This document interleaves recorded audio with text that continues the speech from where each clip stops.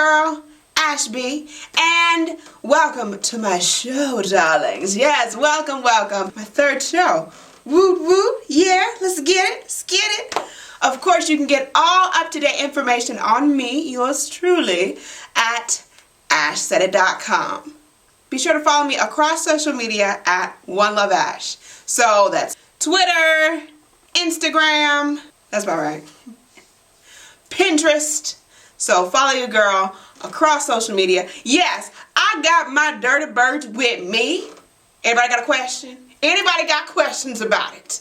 Alright, because I do have my dirty birds with me. I'm still repping my dirty birds. You know what I'm saying? Off season. Yes! Red and black. Let's get it. So there were a lot of people that questioned me on why I want to do a show. Why I want to be so transparent in doing a show. And really, I just want to be open and honest with you guys and let you know that I'm an everyday person like everyone else. I have trials, I have tribulations, I have tragedy. That's a part of everyday life of everyone. So me being very open and honest and transparent in that first episode was difficult.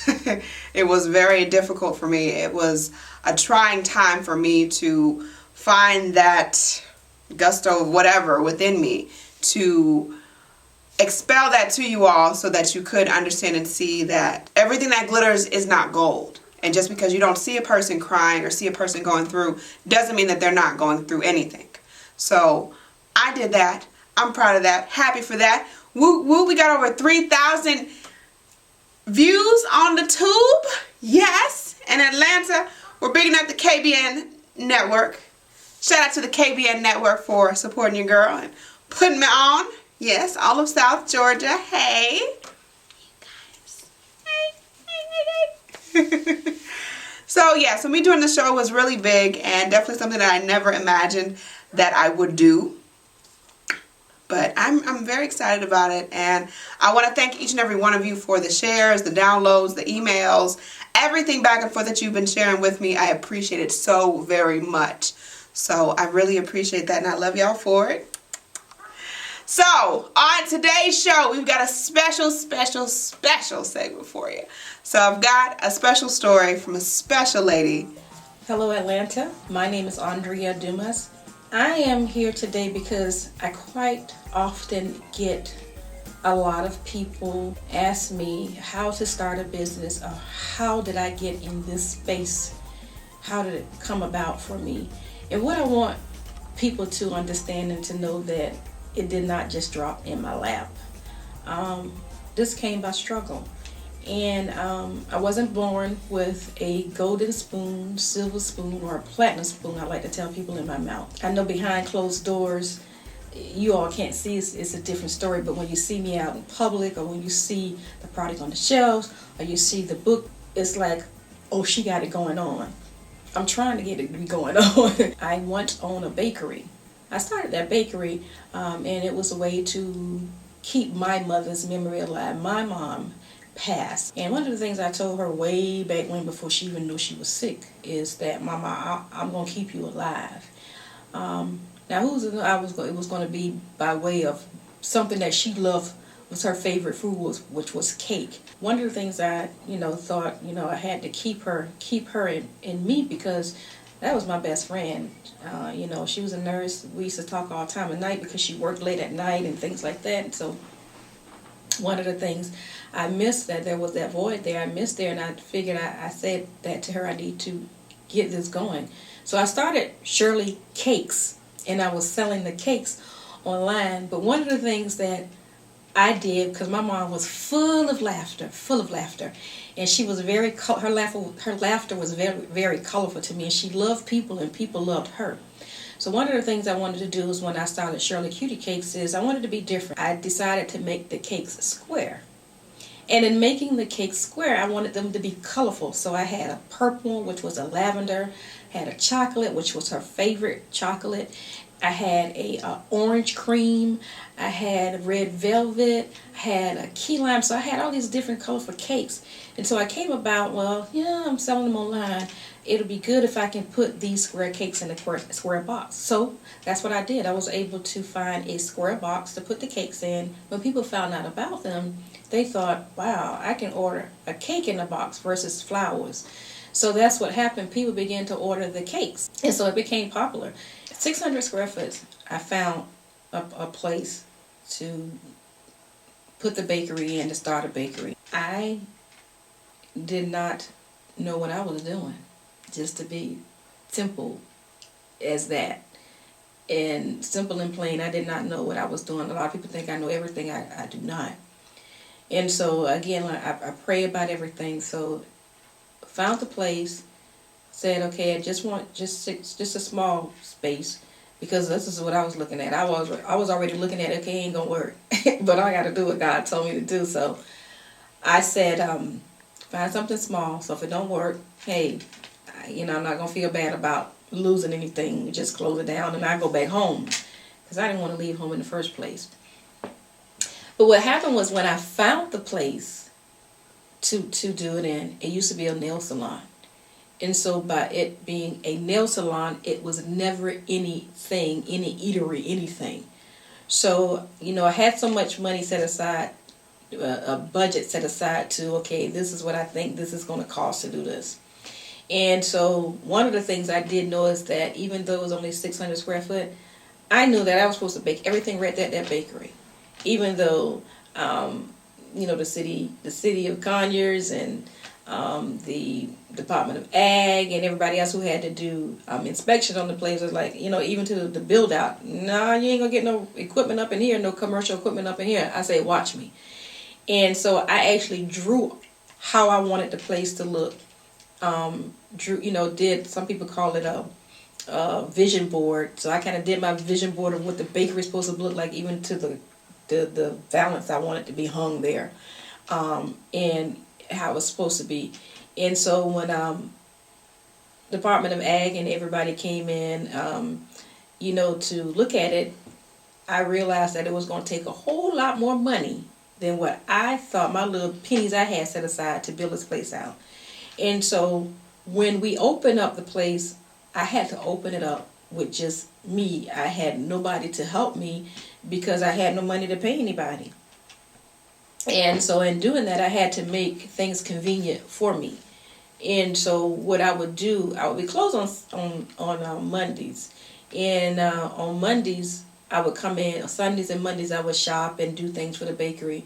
And I would come in on Mondays and I would make up the batter for the week for the actual bakery. Because in the front, of course, it was small, but we sold the cupcakes and the cheesecake and the chewies and slice of cake and things like that we sold. And then I did the custom cakes, the birthday cakes, all of that was still being done. And so I needed to find a way to make this thing work for me. So I needed to make it where it was convenient. And so when I would make up the batters for all of the flavors that I did, at the time I think we had like 12 flavors. By the time I closed the bakery, it had 26 flavors. So I had to make up all of the batters. So all I had to do was just pull it out, shake it, pour, and bake it. And so I began to get a lot of customers ask, would you teach me how to decorate, or would you think about teaching baking classes? And I'm like, I can't teach nothing because it's just me up in here. I just don't have time to do that. And so what I did was I had a bottle sitting by me one day, and I decided to put in the bottle, just messing around. And, okay, this might be easier because I can pour it. I don't have to, I can actually pour it. And when I put it in there and looked at it and put a top on it, it was like, wow, there it was. And so I had a friend, his name is Danny, and he asked me, well, Kroger know what you're doing, because he knew I had a product in Kroger before. At one time, I was in over 1,108 stores, Kroger, Publix, and Costco's, with another product. It was Shrab cakes, and some of you all might remember Shrab cakes. It was my grandmother's recipe from Savannah I got on the market. So he knew that I had a relationship with Kroger, and I'm like, no, I didn't. Every move I make, I don't tell Kroger Well, Kroger found out about it, and when they did, they really liked the idea. And what they said to me was, there's nothing like this on the market. In fact, you have created a category. And so what I want you to understand is that this product came about because of convenience. Not that I was looking to do anything with Kroger or to put anything in the store. But it also came about with a lot of prayer and fasting, because had I not did what God told me to do, this wouldn't have happened. So even though it seems that things may seem hard, it seems that, okay, you want to do this, you want to do that. You have to be humble enough to hear God's voice. And even when it seems like that's not the road you're supposed to go down, sometimes God will test you. And so what you have to do is be keen to hear his voice, to hear what he's telling you to do, and to know if he's giving you the vision, he's given provision. He's going to make a way. So who was to know that I look back now and say, even though that I had the bakery for almost 2.5 years, I look back now and say what God wanted to come out of that was this. So it wasn't, even though I had the bakery for 2.5 years, this became the highlight of it. And getting it into Kroger invited me to Cincinnati, and loving the product, and knowing that it came to a point where I just couldn't do the bakery and this, and I cried about it, I prayed about it, and I had to realize what God said to me was let go.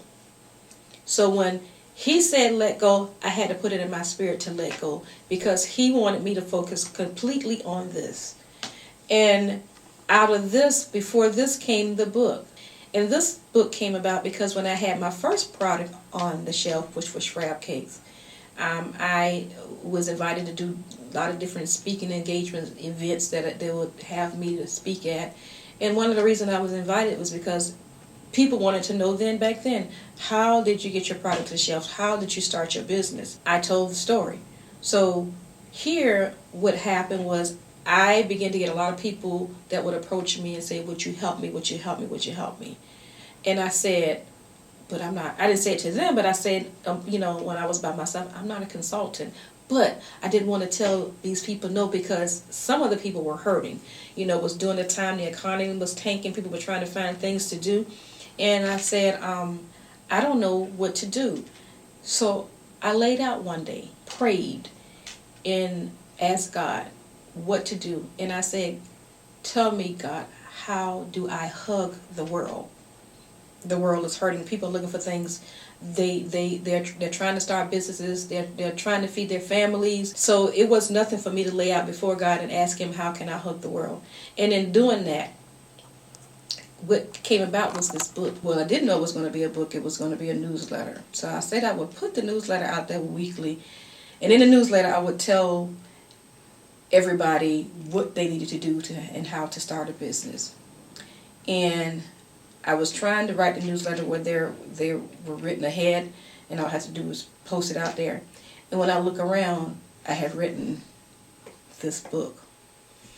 And I say, God, you came and got me through the back door. I never would have thought it was a book. Now let me give you a little bit about this book, Recipe to Retail. It's not a cookbook. It's a recipe to my life. Because life is, it's a recipe. It's like, the recipe to becoming a good cook, yeah, but there's a recipe to becoming a good attorney.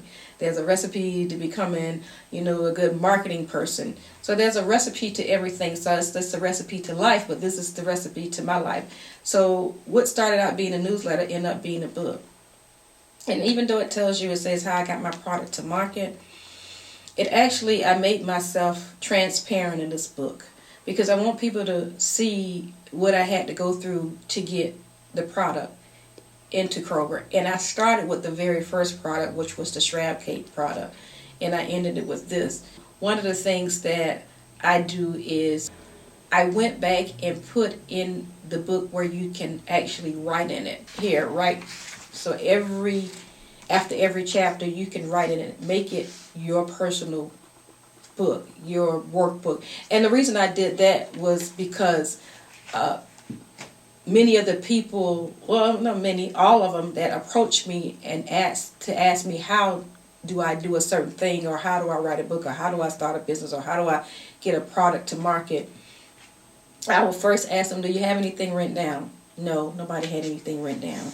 And so I say, well, in order for you to take yourself serious, nobody's not going to take you serious, but you got to take yourself serious. In order for that to happen, you need to write it down. It needs to speak back to you. And in order for it to speak back to you, you need to read it. So one of the things I actually wrote in the book, and let me read it. It says, this book is dedicated to all who have given up on their dreams. Each of our lives is a journey filled with obstacles, but they are there to encourage, not discourage. Here's what I want you to do, and here is what I want you to do. Dust off your feelings, pick up your dreams, and run on to see what the end will be. You must tell yourself that there will be peace in the midst of storms, joy during hard times, and love in spite of present situations. I know because I was once you. So I'm not telling you anything in this book that I haven't gone through. I used to help go into schools and help high school students write business plans. And so there's a business plan in this book. Tell you how to start to write a business plan, how to make your business legal. It tells you how to do all of that. And so to kind of bring it all into play, everything from writing the books to getting the products on the market to starting the bakery, everything I have done has come with struggle. As I taught myself and learned how to do things, things became easier. But my thing that I now see is that I do want to help other people. I do want you to see that even though that I'm here, that you can be here too. Because look, it's nothing that so great about me that God can't bless you just like he blessed me or even more than he's blessed me. You just got to trust. You got to believe. You got to give it to him and you got to receive. But it's like if you pray for it, you got to get up and believe what you pray for is going to come true. So if you want to do something with shoes, you want to do something with clothes, you want to do something where you want to be a producer, something, you got to believe it. You got to believe God for it. You just can't, I think it's going to be, no, you got to believe in it. That's the one thing that we mess up when we ask God for something. He's sitting there waiting for you to believe what you just asking for. He can give it to you. That's the thing. God can give us anything we want right in there. But he just needs that little bit of belief from you. Just the size of a mustard seed. By the way, do you know what a mustard seed look like? It's like a little, like a poppy seed. That's the size of a mustard seed. You can move mountains with just the faith of a mustard seed. So that's all he needs you to believe in. And I had to learn that I had to trust God in everything I did, and everything I wanted, and everything I saw, even when it wasn't a part of the plan, this was part of God's plan. This wasn't Andrea's plan. And it's here. Shake, pour, and bake. Who would have thought about that? Not me. I'll say I ain't wasn't that smart. I'm not that smart to think of something like, okay, a shake, pour, and bake. Kroger, it's nothing like it on the market. You've created a new category and say, what, child? I wasn't trying to create no category. I was trying to make it easy for me. So do what you feel. Dust it off. Whatever that is that you want to do, you can do it. Know that you can do it. Know it's in you. If God's giving you the vision, he's made the provision. This product, this was a God thought, I like to say. He said, you will not, when he gave me this, he said, you don't know the magnitude of this product. You got to believe it and receive it, babies. That's all I can say about that. On our website, www.cutiecakes.net. If you're not here, you can also buy the product. You can buy the product and you can buy the book online. www.cutiecakes.net. Thank you all so much. I love you. I think it's about time for a break. What you think, Dirty Birds? Dirty Birds, Dirty Birds, Dirty Birds, Dirty Birds. All right, Dirty. They're a little sideways with it. Dirties, y'all feeling some type of way? Because I still feel some type of way. I'm not going to sit up here and sugarcoat. I'm still feeling some type of way. Lock Elegance specializes in sister locks, brother locks, and interlocks natural hair maintenance systems. Check out lockelegance.webs.com for more details. Born in 1910 in Macedonia, Mother Teresa taught in India for 17 years, before in 1946 she experienced her call within a call to devote herself to caring for the sick and poor. Her order established a hospice, centers for the blind, aged, and disabled, and a leper colony. In 1979, she received the Nobel Peace Prize for her humanitarian work. She died in September 1997. In December 2015, Pope Francis recognized a second miracle attributed to Mother Teresa, clearing the way for her to be canonized as Saint Mother Teresa of Calcutta on September the 4th, 2016. We at Ashby TV salute Mother Teresa. Want to jumpstart your day with a little motivation? Download the Ash Said It Daily podcast on iTunes, iHeartRadio, Google Play, or Stitcher. Ash Brown gets you pumped up and ready to conquer the day. Search Ash Said It Daily on any of those platforms and find out why the Netherlands, Germany, and even Japan tune in daily.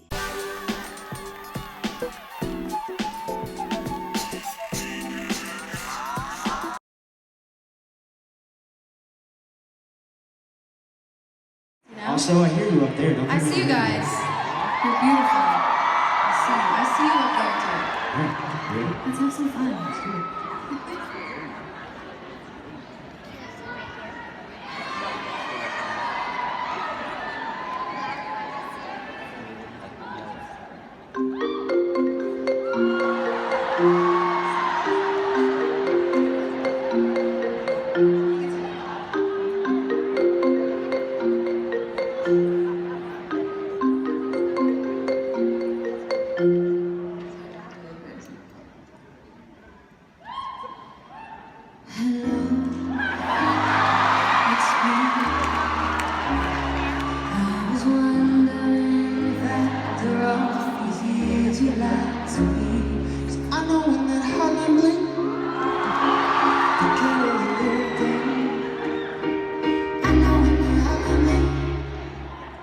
Forget all the new thing.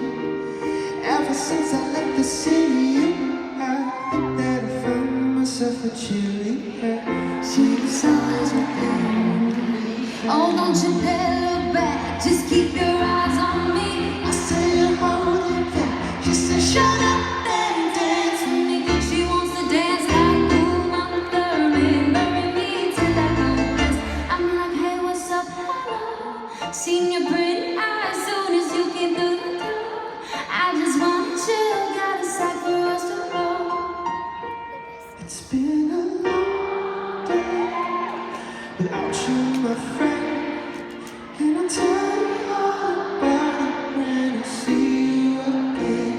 And maybe we find love right where we are. Take me to church, I worship like a dog at the shrine of your lies. I take my sins and you can show me your light. Watch me, baby, watch me whip, watch me, baby.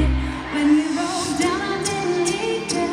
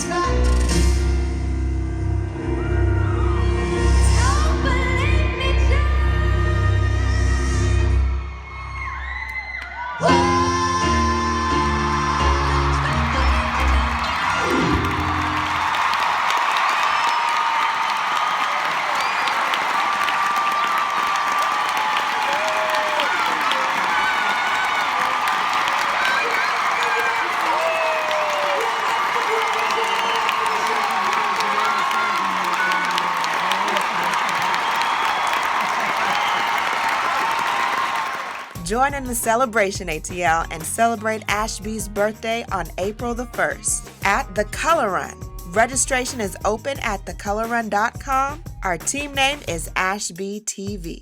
Getting a ride has never been so easy. Download the Lyft app today for your $50 credit. Use promo code AshbyTV. So that's the close of the show. I definitely want to say thank you to each and every one of you that tuned into this program.